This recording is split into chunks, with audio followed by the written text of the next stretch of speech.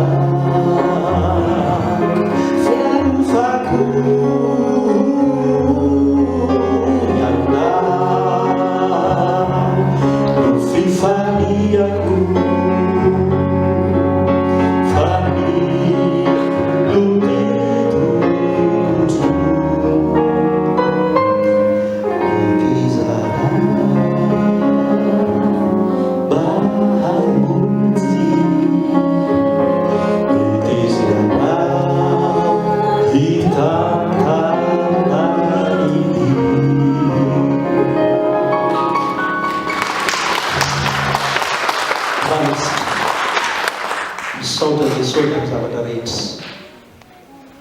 Ianao mahita izay nataon'reto sandrinao taminay mpanomponao, ary ianao mamaly oatra lavitra izay eritreretin' izy ireny. Ampio zahay amin'izay fijoroana vavolombelona ataonay aty fa tsy mahavita ninino izay raha tsy eo anao, ary aza mila iaia na hanay izay fataovy manana nao miasa mombany fitantanana mampitombo ny finoana noho ny aminao Kristy, dia mba tokony fanampiana oatra amin'ny anaranao Jesosy Kristy. Amen.